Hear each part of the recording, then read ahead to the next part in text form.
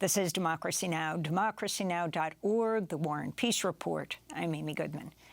As many mark Valentine's Day on Tuesday, this year, February 14th, also marks the 25th anniversary of V-Day, the global movement to end violence against women, gender-expansive people, girls, and the planet. It's also the 10th anniversary of V-Day's 1 Billion Rising campaign, which is a call to action based on the staggering reality that 1 in 3 women on the planet will be beaten or raped during her lifetime. The movement brings together activism and art to transform systems and change culture. It was founded by the activist V, formerly known as Eve Ensler, author of the Vagina Monologues. This comes as V's new book, her second memoir, has just been released. It's called Reckoning. This is actress Rosario Dawson reading an excerpt from the chapter titled "To All Those Who Dare Rob Us of Our Bodily Choice." She was reading at an event at the 92nd Street Y in New York City.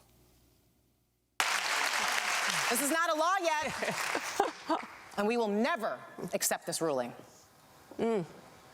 Perhaps because you have never known what it is like to have your body controlled by the vindictive, anonymous state, to be raped and forced to keep your baby at 12 years old, to be so desperate that you destroy your uterus with a hanger or bleed to death in a back alley. You do not understand that once you have tasted the sweetness of freedom, of choice, once you have come to know your body as your own, once you have freed yourself and felt the expanse of your body, the aliveness in every pore that rises from autonomy, there is no way you will ever give that up, ever. And because you do not know this, you do not know how dangerous we are, how organized we are, how willing we are to go to any lengths to preserve our freedom. That's actor Rosario Dawson reading from Reckoning, the new memoir by V, formerly Eve Ensler, who joins us today to mark V25. That's right, the 25th anniversary of V-Day. This year, the call is for the world to rise for freedom, freedom from patriarchy and from all its progeny. We're joined now by 2 more forces behind V-Day and the 1 Billion Rising campaign, which over the last 25 years has built a global network of solidarity, including opening safe houses in the City of Joy in the Democratic Republic of Congo. Joining us from Manila, the Philippines, Monique Wilson, Global Director of 1 Billion Rising, which has 1,000 1 Billion Rising events taking place in 88 countries this week. And Christine Schuler Deschryver is Director of V-Day Congo, co-founder and director of City of Joy, a revolutionary community for women survivors of gender violence. She's speaking to us from Bukavu in the Democratic Republic of Congo, which has graduated over 1,900 leaders at City of Joy. And, of course, we're joined by V, formerly Eve Ensler. We welcome you all to Democracy Now! V, if you can start off, I mean, I was there at this remarkable event at the 92nd Street Y, hundreds of people packed in to celebrate all of these moments, 25th anniversary of V-Day, 10th anniversary of Billion Rising, and your second memoir, Reckoning. Talk about the significance of this year.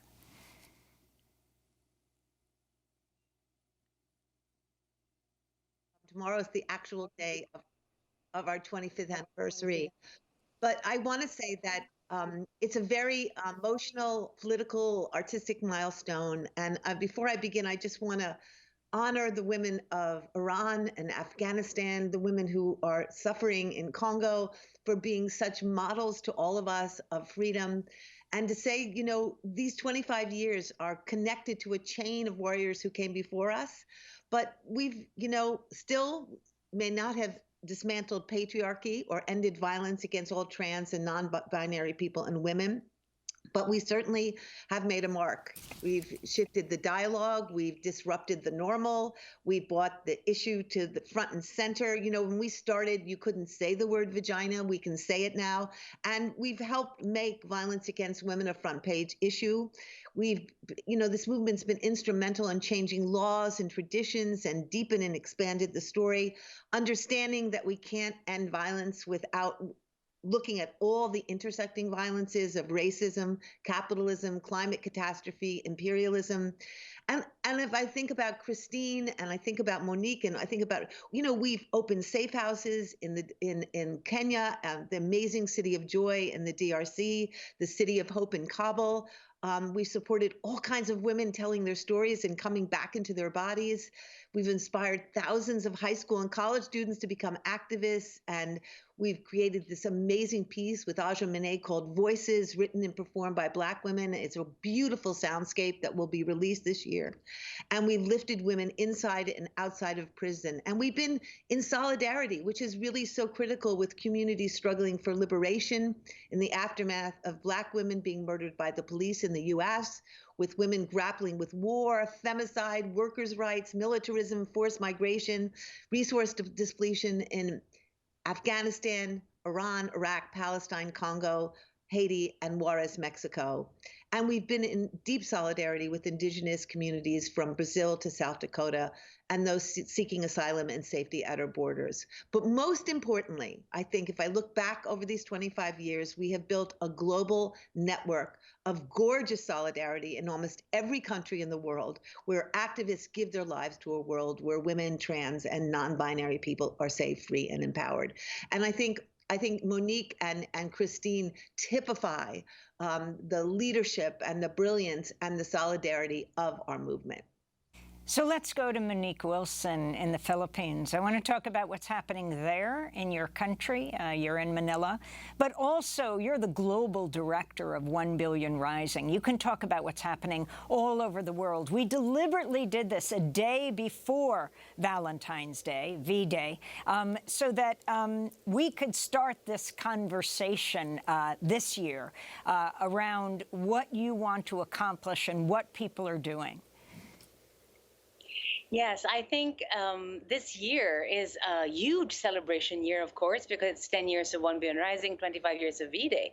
But we also know that despite all our victories, despite all the transformations we've seen in legislation, in art, culture, education, in ways of consciousness and ways of thinking, as V said, the tentacles of patriarchy are still so deeply embedded in everything. And it's all the normalization of that. And as you said earlier, the progeny of patriarchy, which is capitalism and division and shame and stigma and exclusion and this tidal wave of hate and discrimination. So I think our call to rise for freedom is really to get people to understand what is, first of all, unless we understand that that is a huge form of violence. And we cannot end violence towards women, girls, transgender, non-binary people, gender diverse people, and the planet. And a lot of course, are saying around the plundering of the environment as well. And so tomorrow, we're going to see actually more than 88 countries now. As we're speaking, there's many. I think we're more than 1,000 events. And it's very diverse what the Rising for Freedom means in many regions. Like farm workers are rising for access to land, students are rising for accessible and good quality education, migrants are rising for the end of labor exploitation, indigenous people are rising for the environment and the earth, and there's so many forms of the risings. But at the same time, we are all connected in this huge global movement that is connected in terms of that vision that we're seeing of a violence-free world. Because I think what patriarchy also has done somehow is it's trying to remove the imaginative ability of people to see that future we're rising for. But I think what 1 Billion Rising and V-Day has done for 25 years, 1 Billion Rising has done for 10 years, is that it insists on imagining that vision, because we actually can't rise for it unless we imagine it. That's why the art, as the biggest part of our activism, is the most potent and most catalytic way of getting people to really shift their consciousness around these concepts. So, when we began 1 Billion Rising, it was to end violence. And then we went to Rise for Justice the second year, then Rise for Revolution for 2 years, and then Rise in Solidarity Against Exploitation. And then it went to Rising as a campaign, to a way of life. And then we went to Raising the Vibration, how to use art to escalate. And then, the pandemic actually didn't stop us. We had many more risings in the year of the first year of the pandemic, which was Rising Gardens. And then last year was Rising for the Bodies of All Women and Girls in the Earth. So this year is Rise for Freedom. So it's really bringing in all the intersectional issues and also escalating it on a huge level where governments all around the world and the media will no longer be able to deny that this is really a pressing issue. And this is really like a state of emergency, we would say. And if it's a state of emergency, why aren't we acting accordingly? Let me ask you about what's happening in the Philippines right now.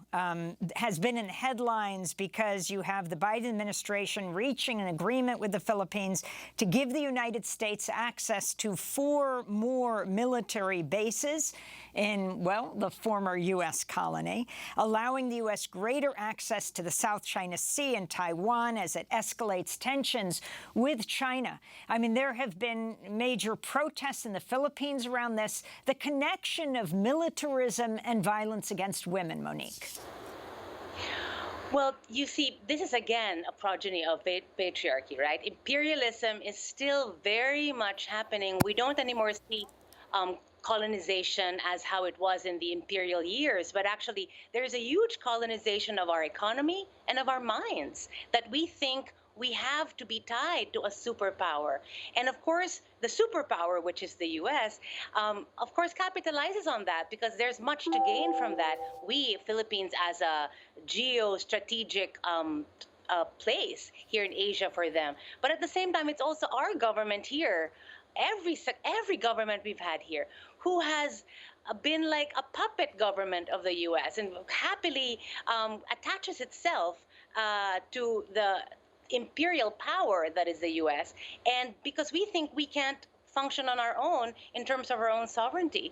And of course, we depend economically. And that's really what kind of neoliberal capitalism has also done, that the dependency now of more developing countries like ourselves, we are continually in this cycle of just having to depend on more developed countries. So yes, our 1 Billion Rising totally focuses on this. It totally focuses on militarization as a weapon to continue to colonize a country. At the same time, the way of colonizing a country is to harm its women. And we'll hear from Mama C about that because that's still ongoing in the Congo. And at the same time, it really escalates the violence that are happening all around the communities, as well as to the indigenous communities, and as well as to our environment and to our earth. And we wonder why when we have natural disasters that we can't ever rise above it because we're continually in this cycle of need, of economic need. And I think that's kind of really what patriarchy and imperialism and capitalism have done, is to keep that hierarchy in place. And yes, so I think the rising for freedom includes that in a huge way, because we cannot rise for freedom just personally. We have to rise for freedom collectively. We have to rise for freedom as a region, as a country, as nations all around the world, but also as a humanity, as a one humanity, that one cannot lord it over the other, which is really kind of what's happening now. So Monique Wilson is speaking to us from Manila, the capital of the Philippines, and we're going to go right now to Mama C, to the Democratic Republic of the Congo, to speak with Christine Schuler Deschryver of V-Day Congo, co-founder and director of City of Joy. Especially for young people, Christine, if you can talk about how you got involved with this whole movement, what City of Joy is, that you helped to establish with Dr. Mukwege and with V so many years ago. Oh, good morning, Amy, and thank you for hosting us. So City of Joy is a leadership community for women survivors of violence that I co-created with, I co-funded with Mama V and Dr. Mukwege.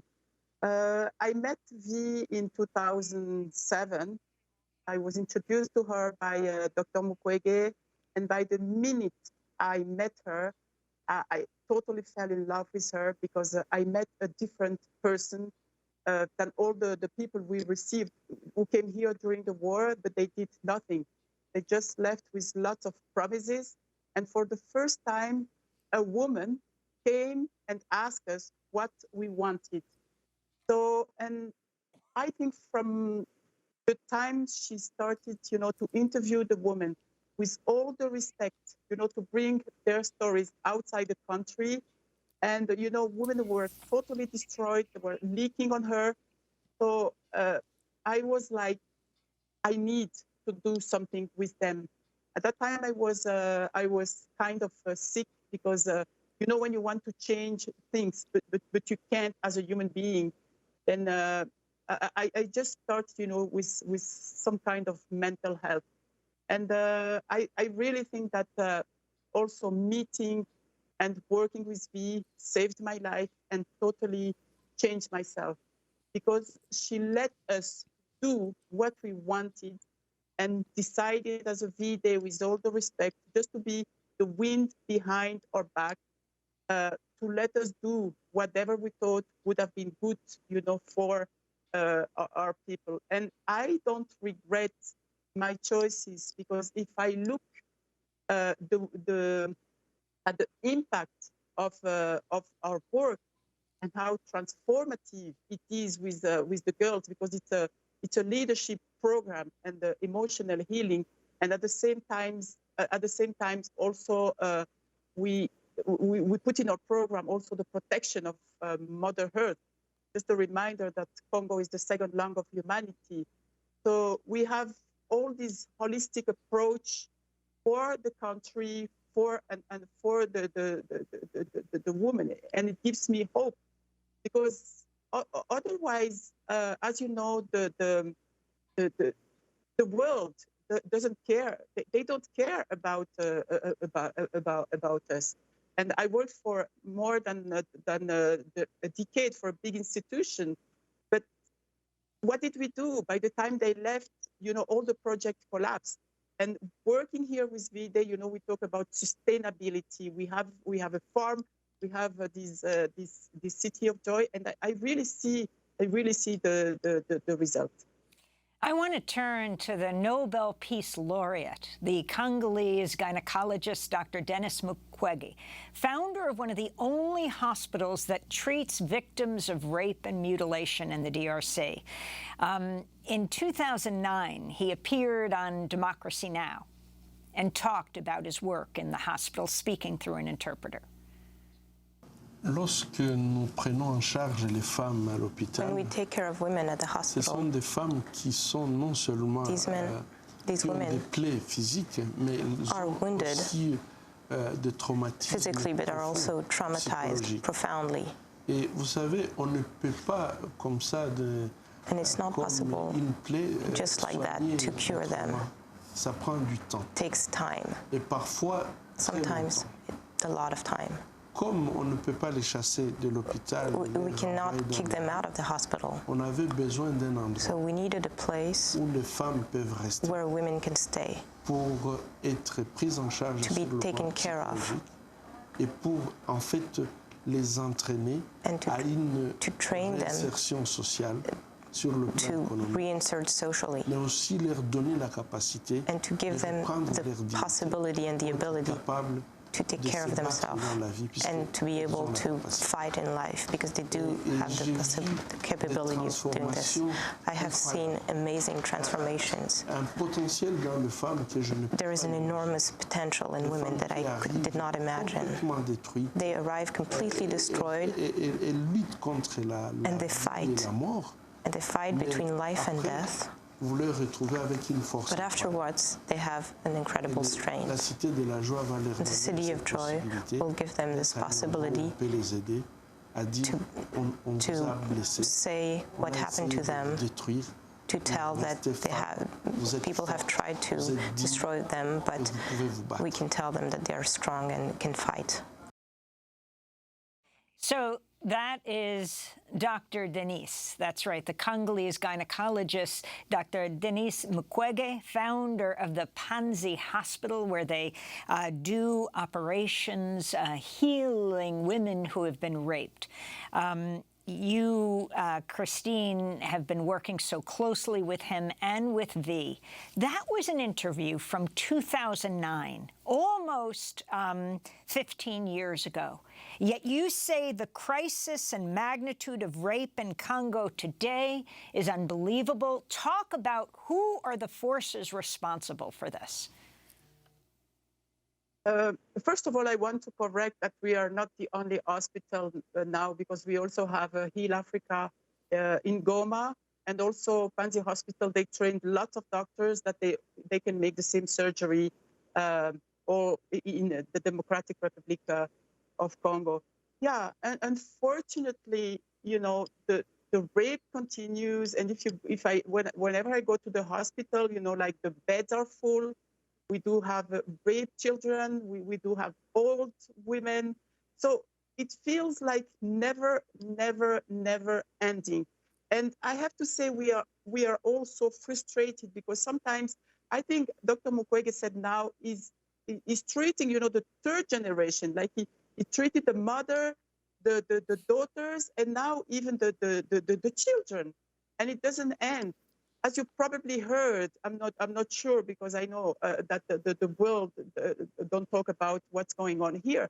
But there's a terrible war, like in all eastern part of DRC, especially North Kivu, with the M2023. So, as you can imagine, the first thing people do, they rape people, and we do have so many militias and the different armed groups, totally out of control. So I'm very optimistic, but sometimes I'm just wondering, when I feel really, really down, how will we get out of this without a revolution? And you know, there are so many Western countries who are involved in the plundering of Congo, that they absolutely don't want this war to end.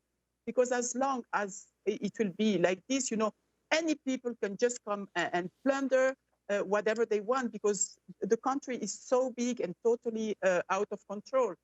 Before we had the coltan, we had the uranium, and now we have the cobalt for electric cars. So sometimes it's like a nightmare, you know, living and having such a rich country where people literally starve.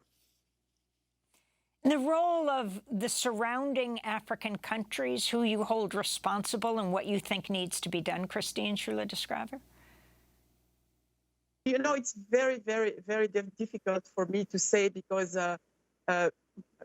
even during the worst time of the war, we had 9 African countries who were involved. So it was like a world war, you know, African world war.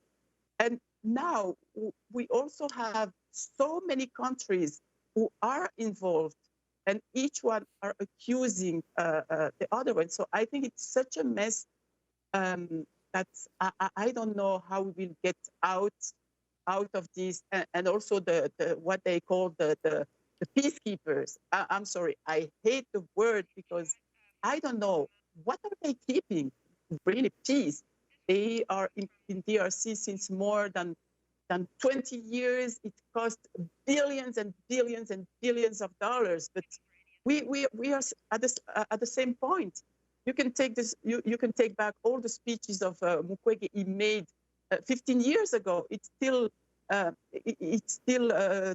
same. Nothing really changed, except the perpetrators. You know, just the names change a little bit. So that's the situation, you know, we live in, with uncertain tomorrows. But I really think if the international community, if they wanted to end this war, look at Ukraine. Of course, Ukraine is in the middle of Europe. It's such a tragedy, because myself, every day when I watch the news, I cried. It's so tragic.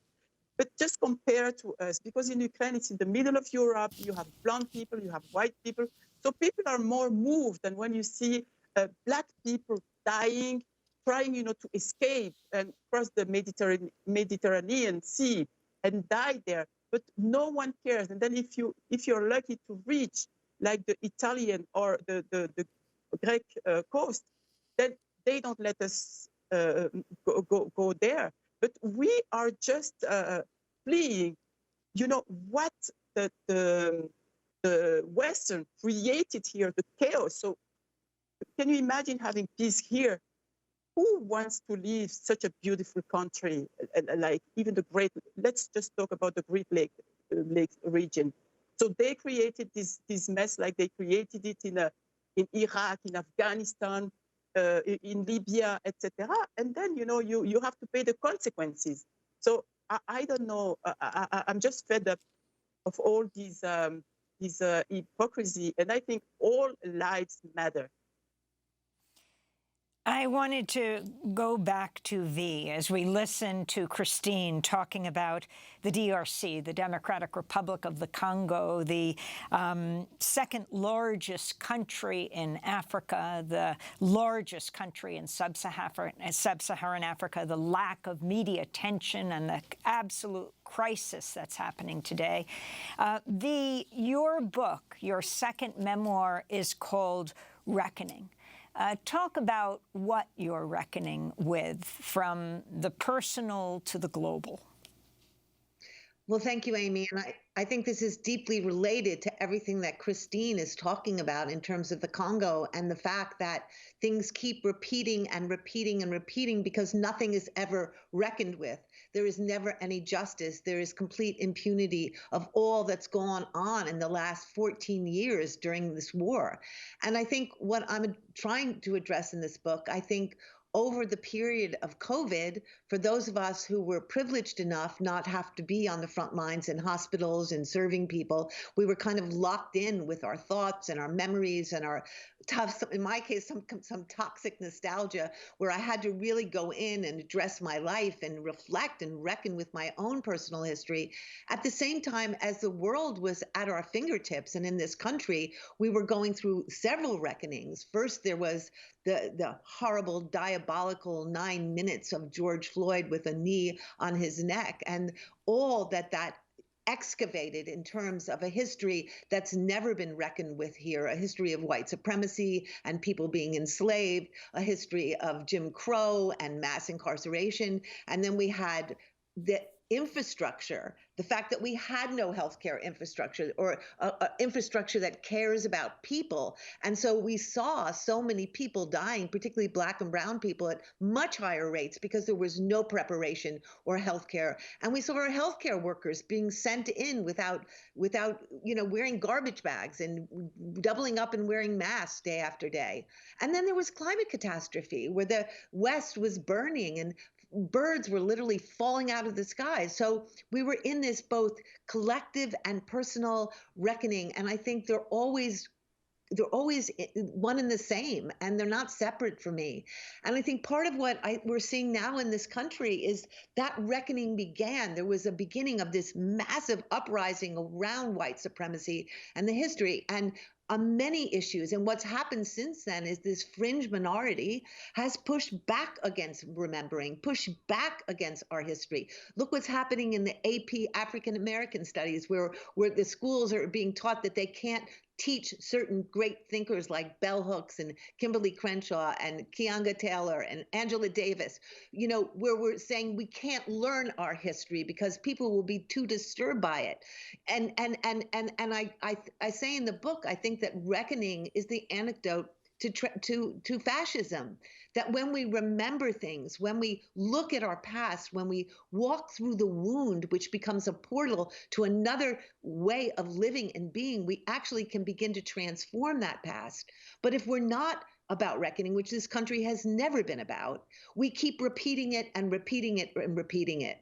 And I think I look at the work in Congo we've been doing now for many years, and I look at Christine, who's been doing this work long before me, and Dr. Mukwege. How many times have they circled the globe to talk about the war, to talk about the economic exploitation and pillaging and extracting of minerals from Congo on the bodies of women? How many times have they told this story? And still, the world remains completely inured and completely unable to hear the cries of the Congolese. And I don't think this is accidental. I think this is programmed, as Christine said, because there is money to be made and resources to be stolen. And I think we're seeing that same trend across the world, and that same trend of a refusal to reckon with our history, to look at where we come from, that we sit on a country that was stolen from the indigenous people who lived here. And there was genocide and the destruction of their tradition and ways. And that is what this country is founded on. And until we make peace with that by reckoning with it and remembering it and making reparations for it, we will continue to create that violence in the future. Why did you change your name to V? Well, it's an interesting story. I wrote the apology in 2019, which was a letter that I wrote to my father because I had waited most of my life waiting for my father to apologize to me for the sexual and physical violence he had enacted on my body and being, and that never happened. And I finally decided, after watching a lot of the people who had been called out in Me Too, a lot of the men, I didn't hear one public apology. I didn't hear one man taking responsibility or doing deep reflection that we could see about what he had done. I realized I had to write my father's apology for him. So I wrote the book, The Apology, which was excruciating, but it was also very liberatory because I finally began to understand, not justify, who my father was. And I came to see that it had very little to do with me. We have 15 seconds, V. At the end of that book, he was gone, and I realized I didn't want that name anymore. I had no more rancor towards my father, but I wanted my own name that was clear of that patriarchal history, which had never involved my best interests. Well, I want to thank you all so much for being with us. V, formerly Eve Ensler, playwright, founder of V-Day and 1 Billion Rising, 25th anniversary and 10th anniversary. Her new memoir, Reckoning. And Monique Wilson, as well as Christine Schuler Deschryver. Thank you.